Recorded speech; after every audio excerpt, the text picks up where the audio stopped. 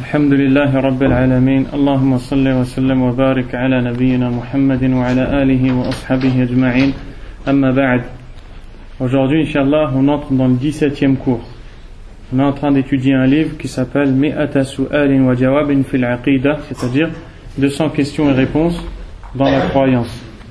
Ce livre a pour but de montrer aux musulmans, aux croyants, la bonne croyance qu'ils doivent avoir. Car l'islam est basé sur des fondements. Et les fondements de l'islam, c'est la croyance. Quelles sont les choses auxquelles on doit croire? Quelle est l'importance de ces choses-là? Quelle est la preuve de ces choses-là? C'est tout ce qui se trouve dans ce livre-là qu'on est en train de lire chaque samedi et d'expliquer les parties qu'on est en train de lire. Dans les cours qui sont passés, on a vu que la foi que le musulman doit avoir est bâtie sur 6 piliers, qui sont la croyance en Allah, en ses anges, en ses messagers, en ses livres, au jour du jugement dernier, au destin, qu'il soit bon ou mauvais. C'est ce qu'on appelle en arabe arkan al-iman as-sitta, c'est-à-dire les 6 piliers de la foi. Pourquoi on a appelé ça comme ça? لأن الإيمان مبني عليها لا بد منها, parce que la foi est basée sur ces 6 fondements, ils sont essentiels. Ce qui veut dire que toi, lorsque tu es un croyant, ça implique que tu as cru à ces 6 choses-là. Et dans ce livre, celui qui a écrit le livre nous traite ou nous explique les piliers de la foi dans le début du livre. Et lorsqu'il est entré dans le premier pilier de la foi, qui est la croyance en Allah subhanahu wa ta'ala, il nous a détaillé ce qu'est la croyance en Allah. Et c'est ce qu'on a vu dans les cours passés. Et aujourd'hui, on arrive à la fin. C'est pour cela que il se peut que beaucoup de gens qui n'ont pas eu l'habitude de venir ne vont pas comprendre certaines questions qu'on va lire ici. Mais ce n'est pas grave, puisqu'on est à la fin et on va passer au deuxième pilier qui est la foi aux anges. Donc celui qui comprend, alhamdulillah, celui qui ne comprend pas, il patiente jusqu'à ce qu'on arrive au deuxième pilier qui est le pilier de la croyance aux anges. Et dans le cours passé, on a vu que Allah subhanahu wa ta'ala alaykum salam, a des attributs par lesquels il est décrit, par lesquels il est qualifié. Par exemple, parmi les attributs d'Allah subhanahu wa ta'ala, min sifatillahi azza wa jal, as-sam', le fait qu'il entend tout. On appelle ça un attribut, et en arabe, une sifa. Le fait qu'il voit, al-basar. Le fait qu'il crée, al-khalq, la création. Le fait qu'il donne la subsistance, al-razq. Le fait qu'il guérit les malades, al-shifa. Le fait qu'il donne la mort, comme il donne la vie, al-ihya wal-imata. Toutes ces choses dont on est en train de parler sont des attributs d'Allah, c'est-à-dire des choses par lesquelles Allah est décrit et des choses qu'Allah subhanahu wa ta'ala fait. Et le but de savoir tout ça, c'est à la fin de connaître Allah, car le musulman doit absolument connaître sa religion et doit absolument connaître les bases de sa religion. Et la plus grande base de sa religion, c'est Allah. Il doit connaître Allah. Il doit savoir qui est Allah. Qu'est-ce qu'Allah aime? Qu'est-ce qu'Allah n'aime pas? Et c'est ce qu'on appelle la science de la croyance ou la science du dogme. Aucun musulman ne peut se passer de cette science. Aucun musulman ne peut se passer de la connaissance d'Allah, de la connaissance des anges, de la connaissance des messagers, de la connaissance du jour dernier, de la connaissance des livres, de la connaissance du destin. On doit savoir ces choses-là et les connaître. C'est ce qu'on appelle en arabe al-aqida, c'est-à-dire le dogme ou bien la croyance. Et on a vu que parmi les attributs d'Allah azza wa jal, al-ulu. Al-ulu, ça veut dire l'élévation. Ça veut dire que Allah subhanahu wa ta'ala a'la min kulli shay. Il est plus haut, il est élevé au-dessus de toutes ses créatures. Subhanahu wa ta'ala. Il n'est pas partout et on a le droit de demander où est Allah. subhanahu wa ta'ala. Croire le contraire est un égarement. Croire qu'Allah est partout, ou croire qu'on n'a pas le droit de demander où est Allah, ce n'est pas la croyance qu'a eu le prophète Mohammed sallallahu alayhi wa sallam. Un compagnon qui avait une femme qui était son esclave, une servante, l'a frappée parce qu'elle a perdu un mouton du troupeau qu'elle devait garder. Il a regretté de l'avoir frappée. Et il a été voir le prophète sallallahu alayhi wa sallam et il lui a dit: Ya Rasulallah, j'ai frappé cette femme et pour corriger mon erreur, je veux la libérer, je veux la laisser partir. Le prophète sallallahu alayhi wa sallam a dit à cet homme: amène-la. La femme est venue. Il lui a dit: Ayn Allah? Qalat fi sama. Il lui a dit: où est Allah? Elle a répondu: au-dessus des cieux. Ensuite il lui a dit: man ana? Qalat anta Rasulullah. Qal a'tiqha utrukha fa innaha mu'mina. Le prophète alayhi salam lui a dit: et qui suis-je? Elle a répondu: tu es le messager d'Allah alayhi salam. Puis il a dit à son maître: libère-la, c'est une femme croyante. Ce qu'on retient ici, c'est que le prophète sallallahu alayhi wa sallam a attesté que cette femme a la foi et qu'elle a une croyance correcte parce qu'elle a cru qu'Allah est au-dessus des cieux et parce qu'elle a cru que le prophète, la personne qui est devant elle, est Muhammad, le prophète sallallahu alayhi wa sallam. Et c'est la croyance du musulman. C'est pour cela que lorsque tu as besoin d'Allah, tu lèves tes mains parce que tu sais qu'Allah est au-dessus subhanahu wa ta'ala. Si vous entendez le contraire de ça, sachez que c'est un égarement évident et que ce n'est pas la croyance qu'Allah a demandé d'avoir aux musulmans. Et l'élévation d'Allah subhanahu wa ta'ala, le fait qu'Allah est au-dessus de ses créatures, revient dans trois choses. Uluwullahi azza wa jal ala thalathati aqsam. Revient dans trois choses. Allah est au-dessus de ses créatures par trois choses. Premièrement, en lui-même. Lui-même, il est au-dessus de ses créatures, subhanahu wa ta'ala. Plusieurs versets dans le Coran et plusieurs paroles du prophète sallallahu alayhi wa sallam sont venus nous enseigner que Allah azza wa jal est au-dessus de toutes ses créatures et il n'y a rien au-dessus de lui.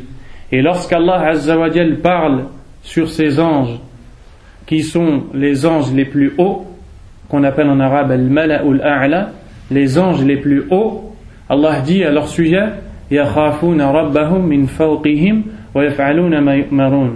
Ils craignent leur Seigneur qui est au-dessus d'eux et ils font ce que Allah leur ordonne de faire. Donc eux, ils sont la créature, les créatures les plus hautes. Malgré cela, Allah subhanahu wa ta'ala est plus haut qu'eux. Et parmi les noms d'Allah azza wa jal, Al-Ali, Al-A'la, Al-Muta'ali, ces trois noms ont pour signification qu'Allah subhanahu wa ta'ala est au-dessus de ses créatures. Et Allah azza wa jal a dit dans le Coran: Sabbih isma rabbika al-a'la, c'est-à-dire proclame la gloire de ton Seigneur, celui qui est plus haut que tout. Et c'est pour ça que dans la prière et lorsqu'on est en prosternation fi sujud, on doit dire Subhana Rabbi al-A'la, gloire à Allah, mon Seigneur qui est plus haut que tout. Et remarque que toi tu te rabaisses devant celui qui est le plus élevé, Subhanahu wa ta'ala. Deuxièmement, Allah subhanahu wa ta'ala est plus haut que tout le monde, toutes ses créatures dans la domination. On appelle ça en arabe ulu al-qahr, ay anna Allah azza wa jal qahara jami' al-makhluqat, a'la min jami' al-makhluqat qaharahum. C'est-à-dire que Allah azza wa jal est élevé au-dessus de ses créatures, il les a toutes dominées. Pas une créature d'Allah subhanahu wa ta'ala n'est pas sous la domination d'Allah, n'est pas sous la puissance d'Allah subhanahu wa ta'ala. Et le musulman doit avoir ça pour croyance. Personne ne domine Allah, c'est Allah qui domine tout le monde.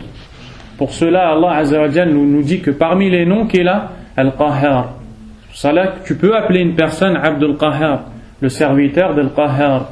Al Qahhar, c'est celui qui a dominé toutes ces créatures, tellement il est puissant, tellement il est fort, subhanahu wa ta'ala. Et la troisième chose par laquelle Allah est plus haut que ses serviteurs, c'est ulu as-sifat. Bijami'i sifatihi a'la min kulli shay. Sam'uhu a'la min sam'i kulli sami'. Basaruhu a'la min basari kulli basir. Wa hakadha fi jami' as-sifat. C'est-à-dire que Allah Azza wa Jal est élevé au-dessus de ses créatures par tous ses attributs. Pas un attribut d'Allah n'est pas plus haut que tous les attributs des autres. C'est-à-dire, parmi les noms d'Allah, ou parmi les attributs d'Allah, As-Sam'. As-Sam', ça veut dire qu'Allah entend tout. Allah entend toutes choses. Rien n'échappe à son ouïe. Al-Basar, la vue. Allah voit toutes choses. Rien n'échappe à sa vue. Rien n'échappe à sa vue. Et la vue d'Allah est plus haute que la vue de tous ceux qui peuvent voir parmi les créatures d'Allah, comme les hommes, comme les animaux et les créatures qui ont la vue. L'ouïe d'Allah, le fait qu'il entende Azza wa Jal, est plus haute que l'ouïe de toutes les créatures qui peuvent entendre. Ça veut dire que nous, quand on entend, ou les créatures d'Allah Azza wa Jal, quand ils entendent, on a un manque, on ne peut pas tout entendre. Allah subhanahu wa ta'ala entend tout parfaitement. Quand Allah Azza wa Jal nous informe qu'il a parmi ses attributs la générosité, Allah est généreux, la générosité d'Allah est au-dessus de toutes les générosités. Personne ne peut être généreux comme Allah. Allah Azza wa Jal huwa al-karim al-a'la, a'la min kulli shay fi karamih, fi rahmatih, fi rizqih, fi barakatih, subhanahu wa ta'ala, fi kulli asma'ihi wa kulli sifatihi. Dans tous les attributs qu'il a, il est au-dessus de ses serviteurs, de toutes ses créatures, subhanahu wa ta'ala. Et ce livre est sous forme de questions et réponses. Il y a une question et ensuite la réponse pour nous faire comprendre ce qu'il veut nous enseigner. Et on est arrivé aujourd'hui à la question 70. Dans la question 70, il nous dit Ma dalilu uluwi sha'n ay uluwi sifat wa ma alladhi yajibu nafyuhu 'anillahi 'azza wa jal. Cette question, dans celle-ci, il nous dit quelle est la preuve qu'Allah est au-dessus de toutes ses services, de toutes ses créatures avec ses attributs, subhanahu wa ta'ala. Par sa générosité, il est au-dessus de tous ceux qui peuvent être généreux. Par sa vue, il est au-dessus de tous ceux qui peuvent voir. Par son ouïe, il est au-dessus de tous ceux qui peuvent entendre. Et on dit ça dans tout ce qu'Allah fait. Il est au-dessus de tout le monde, en lui-même, par sa puissance et par tout ce qu'il dit, tout ce qu'il fait. Subhanahu wa ta'ala. Quelle est la preuve de ça? La réponse, on va résumer la réponse. Déjà, parmi les preuves de ça, les noms d'Allah, subhanahu wa ta'ala. Parmi les noms d'Allah, Al-Quddus, Al-Salam, Al-Kabir, Al-Muta'al. Ces 4 noms, qui sont des noms d'Allah, nous enseignent qu'Allah subhanahu wa ta'ala est au-dessus de tout le monde, Azza wa Jal, et qu'il n'a rien d'imparfait. Il n'a rien qui a des manques, subhanahu wa ta'ala. Allah n'a pas de manque. Allah est au-dessus de tout le monde, dans tout ce qu'il fait, et dans tout ce qu'il nous dit. Il est au-dessus de tout le monde, subhanahu wa ta'ala. Parmi ces noms, Al-Quddus et Al-Salam. Le nom d'Allah Al-Quddus veut dire qu'Allah subhanahu wa ta'ala n'a aucun manque. Lorsque tu entends, tu as un manque. Tu ne peux pas tout entendre. Et lorsque tu vois, tu as un manque. Tu ne peux pas tout voir. Allah subhanahu wa ta'ala n'a aucun manque. Il entend tout et il voit tout. Et on tire ce sens du nom Al-Quddus. Parmi les noms d'Allah Azza wa Jal, As-Salam. As-Salam, As-Salam qui fait partie des noms d'Allah subhanahu wa ta'ala, nous enseigne que Allah subhanahu wa ta'ala est celui qui préserve tout le monde de tous les maux et aucun mal ne l'atteint. As-salam huwa alladhi yusallimu an-nas min ash-sharr huwa salimun fi nafsihi wa musallimun li ghayrihi. As-salam, c'est celui qui en lui-même n'a pas besoin, ou celui qui en lui-même n'a pas de manque, et aussi qui aucun mal ne l'atteint, et lui il protège ses serviteurs pour qu'aucun mal ne les touche. C'est ce que veut dire le nom As-Salam. Al-Kabir, Al-Kabir qui fait partie du nom d'Allah aussi, veut dire que Allah subhanahu wa ta'ala lahu sifatul kibriya. Allah est plus grand que tous ses serviteurs subhanahu wa ta'ala. Al-Muta'al, celui qui est élevé. Et ces quatre noms nous enseignent, ou nous faut comprendre qu'Allah subhanahu wa ta'ala a'la min jami' al-makhluqat bi sifatihi, qu'Allah est au-dessus de toutes ces créatures avec tous ses attributs subhanahu wa ta'ala. La ahad yu'inu Allah, personne n'aide Allah. Pourquoi? Parce qu'Allah est au-dessus de tout le monde, il n'a pas besoin d'aide. La ahad yarzuqu Allah, لماذا؟ لأن الله أعلى من كل شيء لا يحتاج إلى رزق. قال الله عز وجل ما أريد منهم من رزق وما أريد أن يطعمون.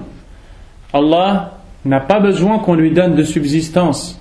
De subsistance, la nourriture, vêtements, etc.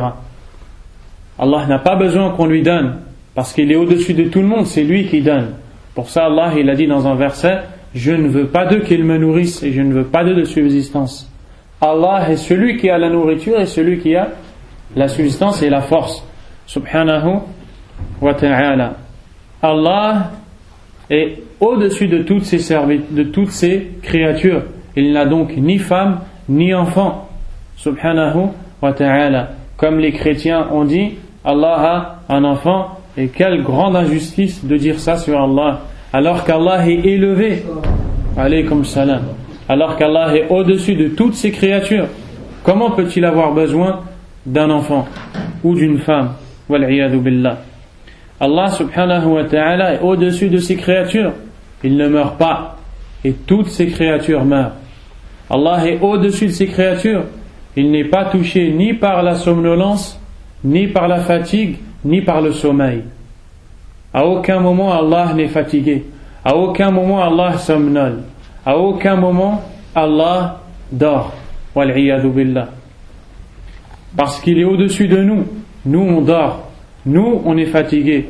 Nous on est touché par la fatigue, etc. Allah lui non. Parce qu'il est au-dessus de tout le monde.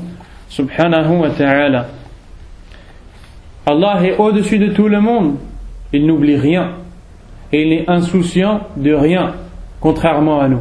Nous on oublie. Chaque jour on oublie des choses. On est insouciant. Allah lui n'est pas insouciant. Et il n'oublie rien. Subhanahu wa ta'ala. Pour cela le prophète sallallahu alayhi wa sallam a dit que Allah s'est tu sur certaines choses. C'est-à-dire il n'a pas parlé de certaines choses. Tout de suite après il a dit, pas par oubli et par miséricorde pour vous, n'interrogez pas sur ces choses-là. Donc on comprend que quand Allah n'a pas parlé de certaines choses, ce n'est pas par oubli, mais c'est par miséricorde pour nous. Allah Azza wa Jal n'oublie rien. Allah subhanahu wa ta'ala est au-dessus de ses serviteurs. Il connaît tout. Et il n'y a rien qui échappe à sa science. Tout ce que tu fais, Allah le sait. Tout ce que tu dis, Allah le sait. Subhanahu wa ta'ala. Contrairement à toi. Toi, tu peux oublier des choses et tu peux ignorer des choses. ربما أنت تجهل Allah la yajhal. Tu peux être ignorant et Allah tabaraka wa ta'ala lui n'est pas ignorant. Allah est au-dessus de ses serviteurs à un point où sa sagesse est parfaite. Il ne fait aucune injustice. وَلَا يَظْلِمُ رَبُّكَ أَحَدًا. Allah ne fait d'injustice à aucun de ses serviteurs. Pourquoi? Parce que la sagesse d'Allah est tellement haute et elle est au-dessus de toutes les sagesses qu'Allah n'est pas injuste. Contrairement à nous. Allah subhanahu wa ta'ala est au-dessus de ses serviteurs. Il ne nous a pas créés inutilement, comme les gens qui ont mécru le pensent. Nous sommes créés pour adorer Allah et pour lui obéir. Allah a dit dans un verset وَمَا خَلَقْتُ الْجِنَّ وَالْإِنسَ إِلَّا لِيَعْبُدُونَ, ce qui veut dire, et je n'ai créé les djinns et les hommes que pour qu'ils m'adorent. Allah est tellement haut par sa sagesse qu'il est impossible qu'il ait créé les cieux et la terre inutilement. C'est pour cela qu'Allah Azza wa Jalla a dit خَلَقَ السَّمَاوَاتِ وَالْأَرْضَ بِالْحَقِّ تَعَالَى عَمَّا يُشْرِكُونَ. Il a créé les cieux et la terre en toute vérité, c'est-à-dire pour une raison bien précise et pas inutilement. Élevé soit-il au-dessus de ceux qui lui associent. Donc quand Allah Azza wa Jalla dit qu'il n'a pas créé les cieux et la terre pour rien, tout de suite après il a dit il est élevé, c'est-à-dire il est élevé. Comment peut-il avoir créé tout ça inutilement? Subhanahu wa ta'ala. Allah subhanahu wa ta'ala est au-dessus de ses serviteurs par sa richesse. C'est lui le riche et nous sommes tous pauvres. Allah a dit dans un verset Ya ayyuhan nas antumul fuqara'u ila Allah wallahu huwal ghaniyyul hamid. Ô vous les hommes, vous êtes les pauvres, vous êtes les besogneux envers Allah. C'est-à-dire que nous sommes dans le besoin d'Allah et nous sommes pauvres. Le plus riche de ce bas monde est pauvre devant Allah. Le plus fort de ce bas monde est faible devant Allah. Le plus savant de ce bas monde est ignorant devant Allah. Allah Azza wa Jalla a dit dans un verset wa fawqa kulli dhi ilmin alim. Et au-dessus de chaque savant, au-dessus de chaque personne qui a de la science, il y a un savant. Qui est-il? Allah subhanahu wa ta'ala. On voit qu'Allah par sa science est au-dessus de toutes ses créatures. Et beaucoup sont les versets et les hadiths qui nous montrent qu'Allah est au-dessus de tout le monde avec tous ses attributs. Avec tous ses attributs, subhanahu wa ta'ala. Allah subhanahu wa ta'ala est au-dessus de ses créatures et il n'est permis à personne de nier cette chose et d'en croire le contraire. Lorsqu'Allah Azza wa Jalla nous informe qu'il a des noms et qu'il a des attributs, on n'a pas le droit de nier ces choses-là. Lorsqu'Allah subhanahu wa ta'ala nous informe qu'il a la miséricorde, al-rahmah, et qu'il a le pardon, al-maghfirah, lorsqu'Allah nous informe qu'il a la royauté absolue, tout lui appartient, al-mulk, lorsqu'Allah Azza wa Jalla nous informe que c'est le seul à donner la guérison, al-shafi, on doit croire à toutes ces choses-là sans les nier et sans les interpréter. On ne doit pas dire Allah voit comme telle et telle chose, Allah entend comme telle et telle chose. C'est un égarement, parce qu'Allah Azza wa Jalla nous a dit dans le Coran Laysa kamithlihi shay wa huwa as-sami'ul basir. Rien ne lui est semblable, rien n'est pareil à Allah, et c'est lui qui voit tout et entend tout. Donc Allah Azza wa Jalla voit tout et entend tout, et rien n'est semblable à Allah subhanahu wa ta'ala. Et Allah a dit dans un verset وَلَهُ الْمَثَلُ الْأَعْلَى فِي السَّمَاوَاتِ وَالْأَرْضِ وَهُوَ الْعَزِيزُ الْحَكِيمُ. أي له الوصف الأعلى سبحانه وتعالى. Allah dit dans ce verset, et à lui revient la plus haute, les plus hauts attributs, et à Allah reviennent les attributs les plus hauts dans les cieux et sur terre, et c'est lui le tout-puissant, le sage subhanahu wa ta'ala. Et les textes qui nous montrent qu'Allah Azza wa Jalla est au-dessus de ses créatures dans le Coran sont très nombreux. La question 71: ما معنى قوله صلى الله عليه وعلى آله وسلم في الأسماء الحسنى من أحصاها دخل الجنة. La question 71, le prophète sallallahu alayhi wa sallam a dit dans un hadith qui est rapporté par l'imam al-Bukhari et Muslim: Inna lillahi tis'atan wa tis'ina asman man ahsaha dakhala al-jannah. Allah a 99 noms, celui qui les énumère entrera au paradis. Et dans ce hadith, le prophète alayhi salatu wassalam nous donne une information et nous enseigne qu'Allah subhanahu wa ta'ala, parmi ses noms, il y en a 99, si tu les numérises, tu entres au paradis. Quel est le sens de cette parole? Qu'est-ce que veut dire numériser ou énumérer les 99 noms d'Allah subhanahu wa ta'ala? Premièrement, sachez que ça ne veut pas dire qu'Allah a que 99 noms comme beaucoup de gens le pensent. Allah a beaucoup plus que 99 noms. Mais dans cette parole, le prophète alayhi salatu wassalam nous enseigne que parmi tous les noms d'Allah, il y en a 99. Celui qui les énumère entrera au paradis. Deuxièmement, il nous reste à savoir qu'est-ce que veut dire énumérer les noms d'Allah, et c'est cette question qu'on est en train de lire. La réponse, Ihsa asma'illahi azza wa jal, énumérer les noms d'Allah azza wa jal, veut dire trois choses. Hifdhuha, fahmuha, al-amalu biha. Man fahimaha, wa hafidhaha, wa amila biha, dakhala al-jannah. فمن حفظها ولم يعمل بها ولم يفهمها لا يدخل في هذا الحديث. Dans ce hadith, le prophète alayhi salam nous enseigne que celui qui mémorise ces 99 noms, qui les comprend et qui les applique, entrera au paradis. Donc ça ne veut pas juste dire celui qui les a lus ou bien celui qui les a mémorisés, mais ça veut dire trois choses. Celui qui les a mémorisés, qui les a tous compris un par un, car chaque nom a une compréhension. Parmi les noms d'Allah, Ar-Rahim, qui veut dire qu'Allah a la rahma, la miséricorde, qui veut dire qu'Allah a pitié de ses serviteurs. Parmi les noms d'Allah, Al-Ghaffar, qui veut dire qu'Allah a Al-Maghfirah, le pardon. Donc on comprend de chaque nom quelque chose. Celui qui apprend par cœur ces 99 noms et qui les comprend tous, et après qu'il les met en pratique, il entrera au paradis. Il a la promesse d'Allah subhanahu wa ta'ala. Alaykum salam wa rahmatullahi wa barakatuh. Donc on voit qu'on doit comprendre les noms d'Allah et les mémoriser et les mettre en pratique. Comment on met en pratique les noms d'Allah? On l'a déjà répété plusieurs fois. De deux façons. La première, c'est que tu invoques Allah. Quand on dit tu invoques Allah, ça veut dire tu formules une demande. Tu demandes quelque chose à Allah, ce qu'on appelle le dua, ou bien l'invocation.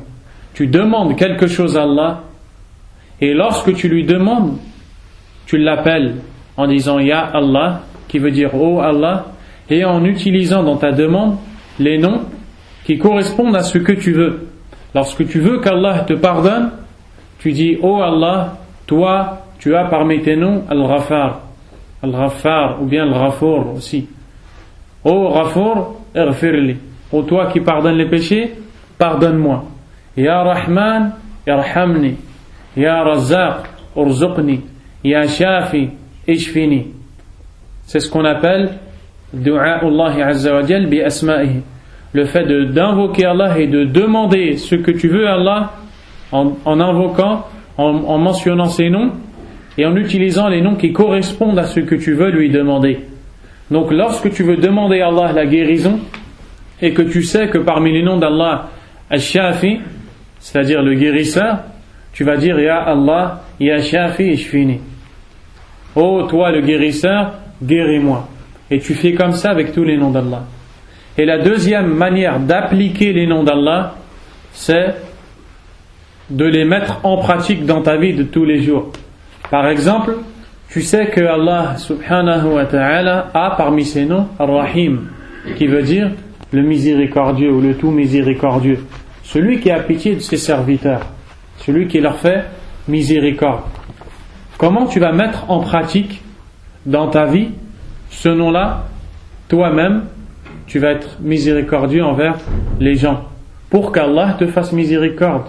C'est pour ça que le prophète alayhi salatu wassalam a dit Ar-Rahimun yarhamuhum ar-Rahman. Hum yarhamun an-nas, ar-Rahman yarhamuhum. Allah a dit le prophète alayhi salatu wassalam a dit dans ce hadith ceux qui sont miséricordieux envers les gens auront la miséricorde d'Allah, du Rahman. Donc Allah fait miséricorde à ceux qui font miséricorde. Allah donne à ceux qui donnent, etc. Et tu dois maintenant... C'est une erreur de demander à une personne Ar-Rahman. Par exemple, si par exemple la personne en face de toi elle va te faire l'injustice.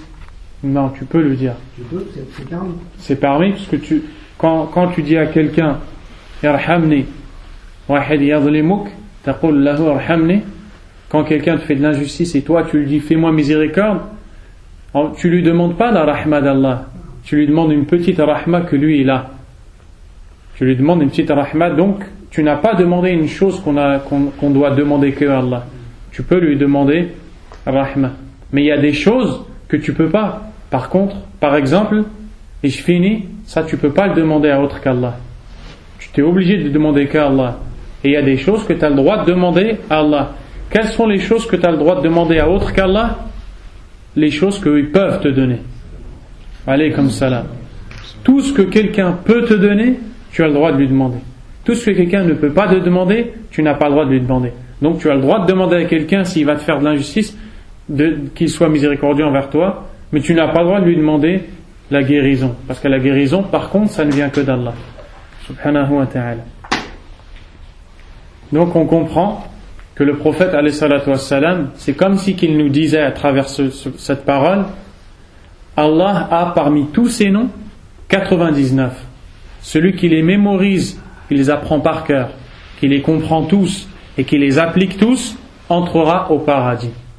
Et c'est un des plus grands moyens de gagner le paradis, de connaître Allah subhanahu wa ta'ala. Quel est le but de connaître Allah? Est-ce que quand on veut connaître Allah, c'est juste pour retenir les définitions ou pour retenir ce que ça veut dire et pour retenir toutes ces choses-là par cœur pour qu'après ça n'a pas d'impact dans notre vie? Là, ce n'est pas ça qui est demandé. Ce qui est demandé, ta'thir, al-amal. Ce qui est demandé, c'est que tu comprennes ces choses-là pour que ça, elles changent ta vie. Ce n'est pas juste pour que tu saches qu'Allah entend tout et tu continues à dire des mauvaises paroles. Ce n'est pas pour que tu saches qu'Allah voit tout et tu continues à faire des mauvaises choses. Ce n'est pas pour que tu saches qu'Allah est Rahman et que tu es zalim, qu'Allah est miséricordieux et que tu sois injuste. Chaque nom d'Allah t'appelle à faire quelque chose. Et plus tu mets en pratique cette chose-là, plus tu te rapproches d'Allah subhanahu wa ta'ala. Plus tu te rapproches d'Allah, plus Allah t'aime, azza wa jal. Plus Allah t'aime, plus Allah te fait réussir fi dunya wal akhirah. Et c'est la seule route pour aller à la réussite. Et c'est le seul moyen de réussir. Celui qui s'éloigne d'Allah subhanahu wa ta'ala a tout raté et a tout perdu. Et sa vie a été inutile, wallah. Et celui qui se rapproche d'Allah a tout gagné. Tu veux la joie? La joie est dans les mains d'Allah. Tu veux la guérison quand tu es malade? La guérison est dans les mains d'Allah. Tu veux réussir quand tu fais quelque chose? La réussite est dans les mains d'Allah. Tu as besoin d'aide? Tu as besoin de quelque chose? Il n'y a qu'Allah qui donne tout. Subhanahu wa ta'ala. Donc tu vois le besoin que tu as d'Allah. Tu ne peux pas te passer d'Allah. Tu dois connaître Allah. Subhanahu wa ta'ala. La question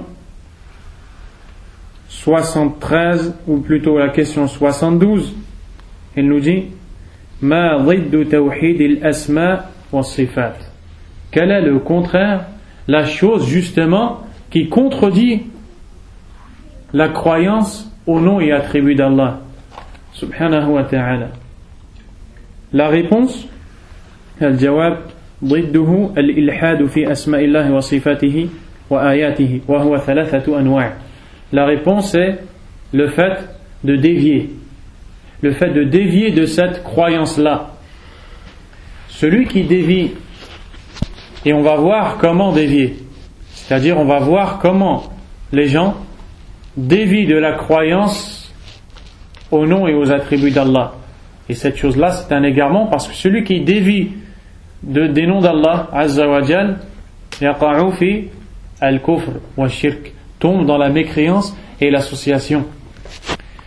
Allah Azza wa Jalla a dit dans un verset وَلِلَّهِ الْأَسْمَاءُ الْحُسْنَى فَادْعُوهُ بِهَا. Et à Allah appartiennent les noms les plus beaux, invoquez-le donc par ceci.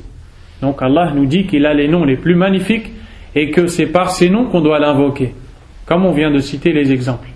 Ensuite il dit وَذَرُوا الَّذِينَ يُلْحِدُونَ فِي أَسْمَائِهِ سَيُجْزَوْنَ مَا كَانُوا يَعْمَلُونَ. أُتْرُكْ الْمُلْحِدِينَ بِأَسْمَاءِ اللَّهِ عَزَّ وَجَلَّ. Allah dit dans la suite du verset, et délaissez ceux qui mécroient en ces noms, ils recevront leur rétribution. C'est-à-dire qu'Allah va leur donner ce qu'ils méritent.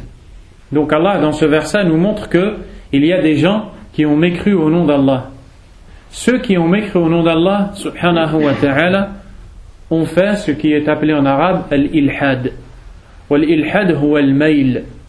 Wa huwa al-maylu بما والميل عن ما يجب على الإنسان في أسماء الله عز وجل الميل بها عما يجب فيها. الإلحاد, le fait de ne pas croire au nom d'Allah subhanahu wa ta'ala, c'est le fait de délaisser ce qui nous est obligatoire de croire dans ces noms pour aller croire autre chose. Celui qui croit autre chose que ce que ces noms veulent dire a mécru au nom d'Allah subhanahu wa ta'ala. Et il y a 3 sortes de ilhad, c'est-à-dire il y a 3 sortes de déviance dans les noms d'Allah subhanahu wa ta'ala. النوع الأول, la première sorte, إلحاد المشركين الذين عدلوا بأسماء الله تعالى عما هي عليه وسموا بها أوثانهم فزادوا ونقصوا فاشتقوا اللات من الإله والعزى من العزيز ومنات من المنان. La première sorte d'égarement dans les noms d'Allah Azza wa Jal, c'est celle dans laquelle est tombé le peuple du prophète Mohammed alayhi salam, Quraysh, ceux qui étaient mécréants. On ne parle pas des croyants ici. Qu'est-ce qu'ils ont fait? Ils ont de plusieurs noms d'Allah subhanahu wa ta'ala, ils en ont fait un autre, ils en ont formé un autre. Parmi les noms d'Allah Azza wa Jal, Al-Ilah, Abdul Ilah, le fait, ou plutôt parmi les noms d'Allah, Al-Ilah, qui signifie celui qui est adoré et qui a le droit seul à l'adoration. Ils ont pris ce nom et ils ont recopié et changé la forme et ils ont appelé leur statut par Al-Lat. Al-Muslimun, indahum al-ilah, nahnu indana al-Lat. Les musulmans, les croyants, al-ilah, nous on va inventer un nom et déformer un nom semblable, on va appeler nos divinités qu'ils adoraient, c'était les statues Al-Lat.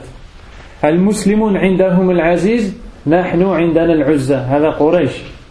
Ils ont dit, les musulmans, ils ont parmi les noms d'Allah Al-Aziz, nous on va, qui veut dire le tout-puissant, nous on va déformer ce nom-là pour faire ressembler et appeler nos statues par Al-Uzza. Al-Muslimun indahum manat, asnam hadihi. عندهم منات نحن المسلمون عفوا عندهم المنان نحن عندنا المنات والعياذ بالله. Ils ont dit les croyants ont parmi les noms du Seigneur qu'ils adorent Al-Mannan, Al-Mannan qui est celui qui donne les bienfaits à ses serviteurs, Al-Minna, Al-Ni'ma. Nous on va appeler nos statues Manat. Donc vous avez des noms d'Allah du serviteur que vous adorez, nous on va changer. Et nous aussi, on va faire des noms pour nos divinités. Ça rentre dans l'ilhad. Ça rentre dans la mécréance au nom d'Allah. La deuxième chose, الثاني إلحاد المشبهة الذين يكيفون صفات الله تعالى ويشبهونها بصفات خلقه. Donc la deuxième sorte de mécréance au nom d'Allah, c'est ceux qui essaient par égarement, ils essaient de faire ressembler les attributs d'Allah aux attributs de ses créatures. Ils disent Allah voit comme tel et tel animal ou telle et telle créature. Et quel grand égarement de dire une chose pareille. Ou bien ceux qui posent la question à savoir comment Allah entend, comment Allah voit, comment Allah fait, comment alaykum salam. Et ces questions-là sont interdites. En tant que musulman, tu dois avoir pour conviction que tout ce qu'Allah te donne comme information est véridique. Et tu n'as pas le droit de demander comment lorsque tu parles d'Allah. Retiens ça comme une règle. Allah, quand il fait quelque chose, tu n'as pas le droit de demander comment. Allah a dit dans le Coran, La yus'alu amma yaf'al wa hum yus'alun. Allah a dit dans ce verset, il n'est pas interrogé sur ce qu'il fait, c'est-à-dire tu n'as pas posé la question comment Allah fait, mais eux sont interrogés. Et quand Allah dit eux, il parle de nous tous là. Donc Allah n'est pas interrogé, mais tout le monde va être interrogé par Allah. Parce que nous, notre rôle, c'est d'être interrogé. Et Allah, lui, il interroge. Et ce n'est pas le contraire. Et on ne dit pas comment quand on parle d'Allah, subhanahu wa ta'ala. Et la troisième sorte d'égarement dans les noms d'Allah, c'est ceux qui affirment les noms d'Allah et qui disent qu'ils n'ont pas de sens. Car il y a des gens, à cause de leur ignorance et d'une mauvaise influence, ont eu une mauvaise croyance.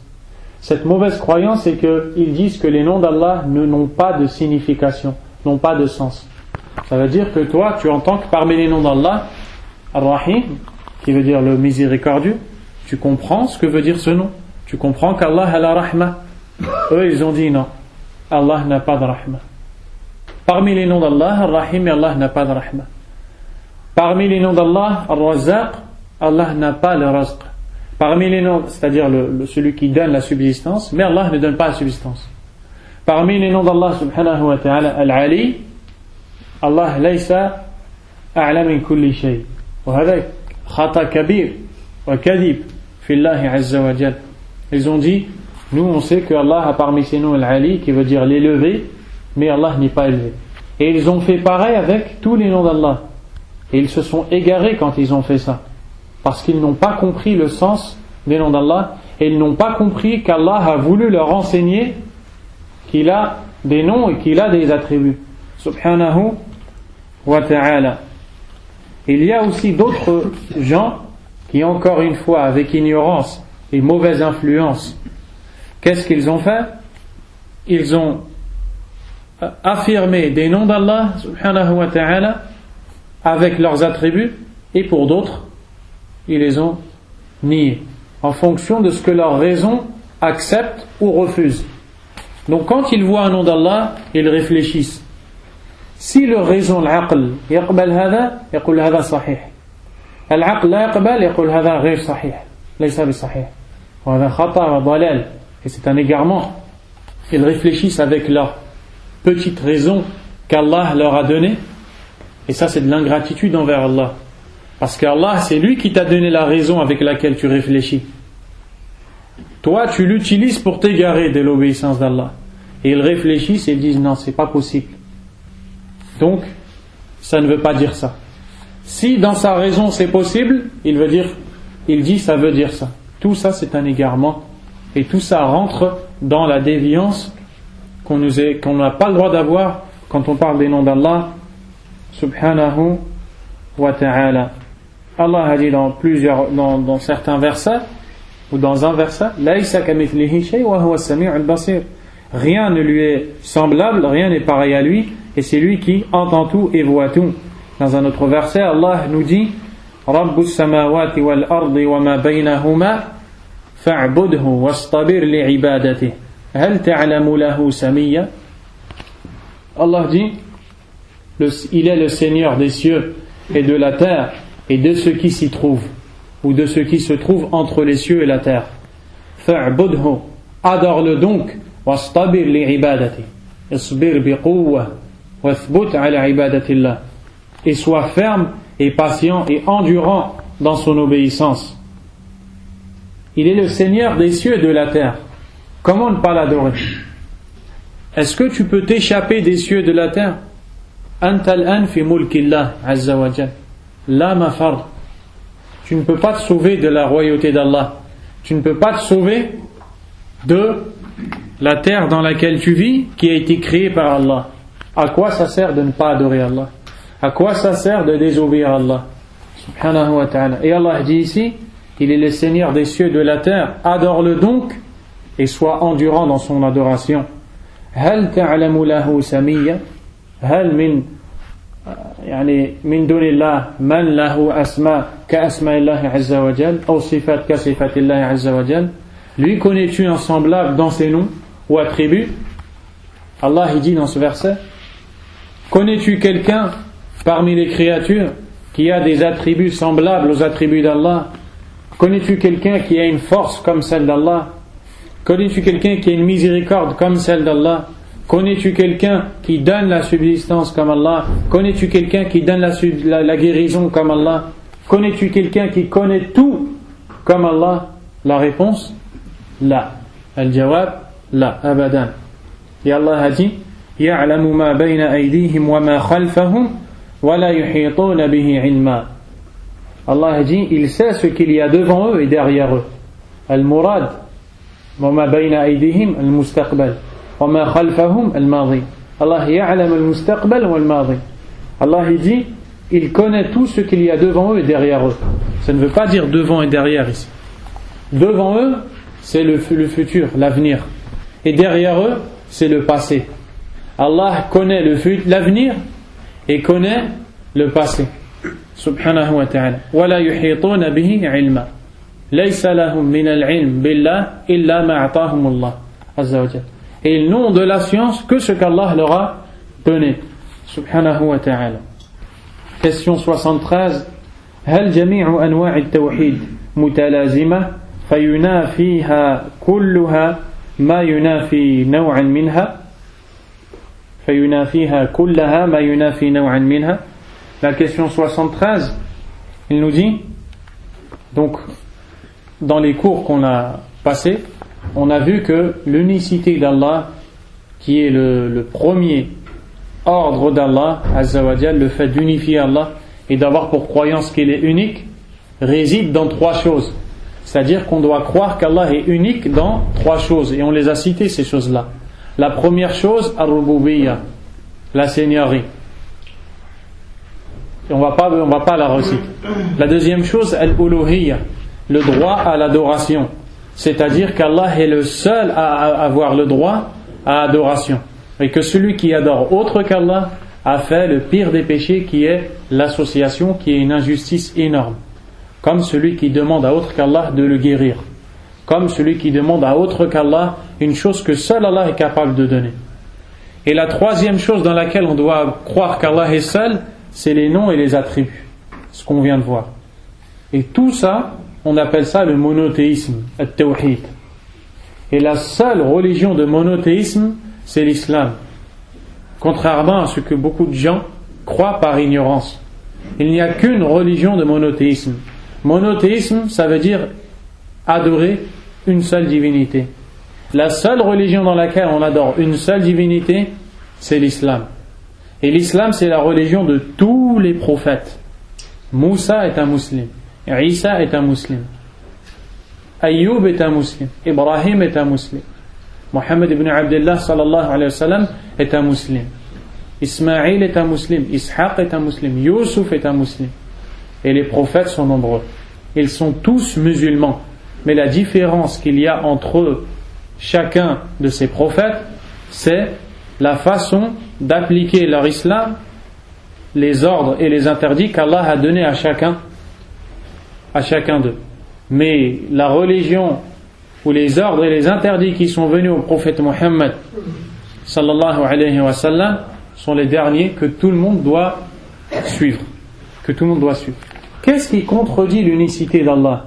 Lorsque tu tombes dans cette chose, tu as contredit l'unicité d'Allah.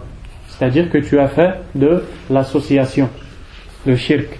Sache que ce qui contredit l'unicité d'Allah, c'est le fait de croire qu'une de ces trois choses puisse être donnée à autre qu'Allah. Par exemple, celui qui croit qu'on a le droit d'adorer autre qu'Allah, celui qui croit que autre qu'Allah voit, entend comme Allah, a fait de l'association. Et ces trois sortes d'unicité, l'unicité d'Allah dans la seigneurie, l'unicité d'Allah dans le droit à l'adoration, l'unicité d'Allah dans les noms et dans les attributs, ils vont tous ensemble et ils sont indissociables. Ce qui veut dire que celui qui tombe dans l'association, alaykoum salam, celui qui tombe dans l'association dans la seigneurie par exemple, Allah est le seul et le Seigneur de l'univers. Il est le seul à donner la subsistance et la guérison. Celui qui croit que autre qu'Allah peut donner la subsistance ou la guérison, il a fait de l'association à Allah à la base dans la seigneurie, mais après dans tout. C'est-à-dire qu'il a cru que autre qu'Allah peut donner une chose que seul Allah peut donner. Donc forcément, il va lui demander cette chose-là. Et là, il va demander à Allah une chose que seul Allah peut donner. Et s'il lui demande, c'est qu'il croit qu'il est capable de l'entendre, alors qu'il n'y a qu'Allah qui entend tout. Et dans ça, il a fait de l'association dans toutes ces choses-là. Donc, le pire des péchés, alaykoum salam, le pire des péchés que quelqu'un peut faire, c'est l'association.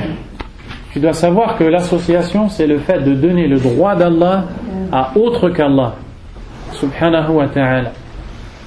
Si je prends une chose qui t'appartient et je la donne à quelqu'un d'autre, sans ta permission, est-ce que tu vas être satisfait? Jamais, tu vas être en colère. Allah a un droit qu'on a le droit de donner qu'à lui.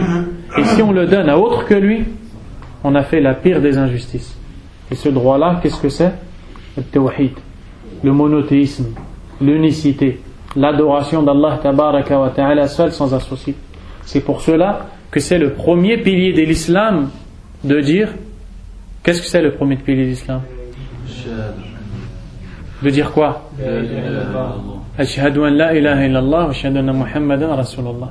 C'est le premier pilier de l'islam. Celui qui ne dit pas ça, il ne peut pas être musulman.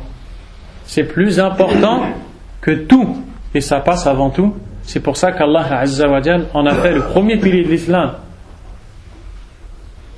Ça veut dire que cette parole, ce n'est pas juste une phrase. Laysat kalima faqat fiha ma'na, elle a un sens, et tu dois comprendre ce sens-là.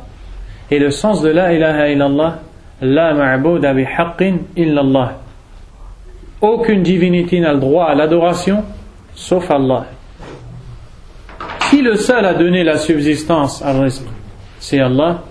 Le seul qui mérite l'ibada, l'adoration, c'est Allah. Si le seul qui donne la guérison, c'est Allah, le seul qui a le droit qu'on lui demande, c'est Allah, subhanahu wa ta'ala. Et c'est ce qu'on appelle le monothéisme. Et c'est sur tout ça que repose l'islam. Et le monothéisme, c'est la base de ta foi. Plus ton monothéisme est parfait, plus ta foi augmente. Plus il est faible, plus ta foi diminue. Et dans des paroles, tu peux le contredire. Dans des paroles, tu peux faire du shirk, de l'association. Dans des actes, a'mal, aqwal, wa aqaid. Tu peux tomber dans l'association, dans le shirk, par des paroles, par des actes et par des croyances. Un exemple de parole par lequel tu peux tomber dans le shirk, celui qui jure par autre qu'Allah, subhanahu wa ta'ala. Celui qui, pour faire croire à quelqu'un ce qu'il dit, il jure par ses parents, par ses grands-parents, par une tombe, par la tête à son père et à sa mère et à son oncle, etc. Celui qui fait ça, il a fait du shirk. Il a fait de l'association. En quoi il a fait de l'association? Et pourquoi il a fait de l'association? Parce que quand tu jures, tu veux que la personne qui est devant toi te croie. Et pour qu'elle te croie, tu vas lui dire la chose qui est pour toi le plus important. Et quand il va t'entendre dire cette chose-là, il va se dire dans sa tête, s'il a juré par cette chose, c'est qu'il dit la vérité. Parce que cette chose, elle est tellement importante pour lui qu'il ne peut pas mentir en disant cette chose-là. Et la seule, ou celui qui est le plus important, c'est Allah, subhanahu wa ta'ala. Donc toi, quand tu jures par autre qu'Allah, subhanahu wa ta'ala, c'est comme si que celui par qui tu as juré est important comme Allah. Ou a une importance comme Allah. Donc tu as fait de l'association. Tu l'as mis au rang d'Allah, tu l'as associé à Allah. Et sache, si tu veux comprendre la gravité de jurer par autre qu'Allah que c'est pire que de tuer quelqu'un. Et wallah, na'am, al-halif bi ghayrillah akhtar min al-qatl, akhtar min al-sariqa, akhtar min akl al-riba. Limadha?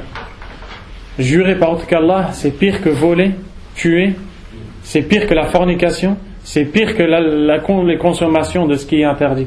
Pourquoi? Parce que quand tu tues quelqu'un, qu'Allah nous préserve tous de ce mal, quand tu tues quelqu'un, tu t'es attaqué au droit de quelqu'un. Quand tu jures par autre qu'Allah, tu t'es attaqué au droit d'Allah subhanahu wa ta'ala. Et c'est pour ça que c'est grave. Et le prophète sallallahu alayhi wa sallam, lorsqu'il voyait des gens jurer par autre qu'Allah, il ne supportait pas ça. Et il leur disait: ne jurez pas par autre qu'Allah. Celui qui veut jurer, il ne jure que par Allah ou il se taise. Et un des plus grands compagnons qui est Abdullah ibn Mas'ud radiyallahu anhu, min ulama sahaba, parmi les savants des sahaba, écoutez ce qu'il a dit. Il a dit: la an ahlifa billah fa akdhib ahabbu ilayya min an ahlifa bi ghayrillah fa asduq. Il a dit: je préfère jurer par Allah et mentir que jurer par autre qu'Allah en disant la vérité. Pourquoi il a dit ça? Parce qu'il a tout compris, lui. Il a compris que quand il jure par autre qu'Allah, c'est pas juste une parole. Il a compris qu'Allah, le créateur des cieux et de la terre, Rabbus samawati wal ard as-sab' fawqa arshihi yaghdab. Au-dessus de son trône, il est en colère contre toi. Parce que tu as donné son droit à autre que lui. Parce que tu as juré par autre que lui. Subhanahu wa ta'ala. D'où l'importance de tenir sa langue. Le prophète alayhi salatu salam a dit: Inna al-abda la yatakallamu bil kalima ma yatabayyanu fiha la yantabih. Yaqul kalima hakadha la yantabih yahwi biha fi an-nar ab'ada ma bayna al-mashriqi wal-maghrib. Le prophète alayhi salatu salam a dit: une personne peut dire une parole à laquelle elle ne prête pas attention, une seule parole à laquelle elle ne prête pas attention, cette parole va lui causer son entrée en enfer dans une distance plus loin que celle qui sépare l'est et l'ouest. L'endroit où le soleil se lève et l'endroit où le soleil se couche. Imagine-toi la distance, comment elle est grande. À cause d'une seule parole, tu peux rentrer en enfer plus loin que cette distance-là. Et une des pires paroles que tu puisses dire, c'est une parole dans laquelle tu as donné le droit d'Allah à autre qu'Allah. Et parmi ces paroles-là, jurer par autre qu'Allah. Subhanahu wa ta'ala. Parmi les actes que les gens font, dans laquelle ils tombent dans le shirk billah, dans l'association à Allah subhanahu wa ta'ala, le fait de porter un talisman ou une amulette. Et ça a plusieurs noms.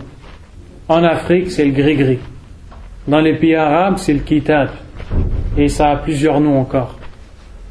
Il va voir une personne, il l'appelle al-fqih, ou l'imam, ou talib, wa huwa sahir mushrik billah azza wa jal, kafir, c'est un mécréant associateur, c'est ni un imam, ni un savant, ni rien. Et il lui dit: j'ai des problèmes dans ma vie, dans ma santé, mes enfants ils sont en prison, etc., etc. La sorcellerie. Il lui donne de l'argent et il lui écrit une chose dans un papier, il lui dit: ne l'ouvre jamais, si tu l'ouvres va t'arriver un malheur. C'est un grand mensonge. Ouvre-la et déchire-la et tu n'auras aucun malheur. Car le bonheur ou le malheur n'est que dans la main d'Allah. Comment ça peut être dans un papier plié, dans un morceau de fer, dans un morceau de bois? Quel égarement, quelle bêtise de croire à ça. Mais ils ont réussi à faire croire ça à beaucoup de gens. Wal'iyadhu billah. Donc celui qui porte cette chose-là a associé à Allah subhanahu wa ta'ala, parce qu'il a placé sa confiance en autre qu'Allah azza wa jal. Un exemple d'association à Allah dans le cœur: celui qui a peur. Non, on va pas prendre cet exemple-là, on va prendre un exemple plus simple. Celui qui a dans son cœur pour conviction, celui qui croit dans son cœur que, donne-moi un exemple qui arrive. Celui qui croit dans son cœur que Quelqu'un va lui donner le paradis. Que son maître peut le sauver de la mort. celui qui croit dans son cœur que son maître ou son cheikh, ou peu importe comment il l'appelle, est capable de le sauver, ou est capable de le sauver de la noyade, ou de le sauver de ces choses-là. Celui qui croit dans son cœur que autre qu'Allah peut te donner de la baraka, ça c'est grave. Parce qu'Allah Azza wa Jal, il n'accepte pas ça. Et quand tu fais ça, tu as donné le droit d'Allah à autre qu'Allah. Donc tu as fait quoi? Et l'association c'est quoi? C'est le pire des péchés. C'est de l'injustice. Ça veut dire que celui qui va croire qu'il peut demander à autre qu'Allah de le sauver, parce qu'il a dans son cœur, il croit qu'il l'entend. Il croit dans son cœur que autre qu'Allah l'entend. Quel égarement, Allah. Celui qui va demander à autre qu'Allah la baraka, Allah qui a créé les cieux et la terre avant que tout le monde existe, et il lui demande à autre qu'Allah, dans une tombe, ou dans une mosquée, ou où tu veux, il a fait une grande injustice, wallah, une grande injustice. Parce qu'Allah est le créateur des cieux et de la terre, il n'accepte pas ça. Et quand il a fait ça, il a demandé à autre qu'Allah ce que seul Allah peut donner. Subhanahu wa ta'ala. Le prophète Mohammed sallallahu alayhi wa sallam, depuis qu'Allah l'a envoyé, il avait l'âge de 40 ans, jusqu'à ce qu'il est mort à l'âge de 63 ans, pendant 23 ans, il s'est fatigué, il s'est épuisé à appeler les gens à n'adorer qu'Allah subhanahu wa ta'ala dans toutes les situations, dans tous les moments et dans tous les endroits.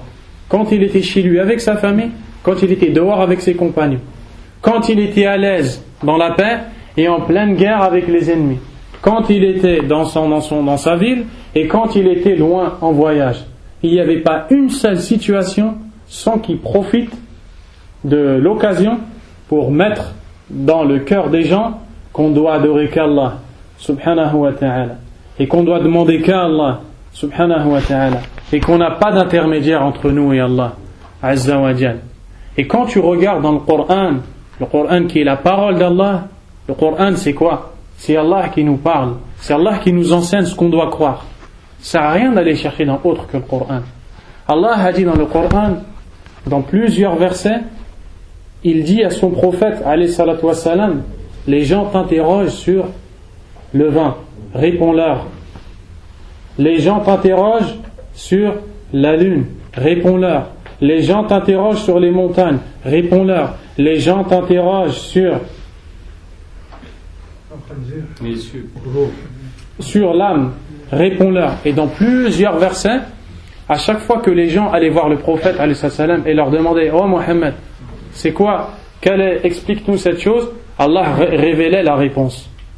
Lorsque les gens demandent sur l'ibada, sur l'adoration, Allah a dit dans le Coran, وَإِذَا سَأَلَكَ عِبَادِي عَنِّي فَإِنِّي قَرِيبٌ ما قال قُلْ ما يحتاج إليه.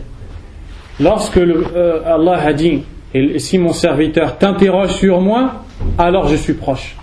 À ce moment-là, remarquez qu'Allah n'a plus dit réponds-leur telle et telle chose. Allah, c'est lui qui a répondu directement.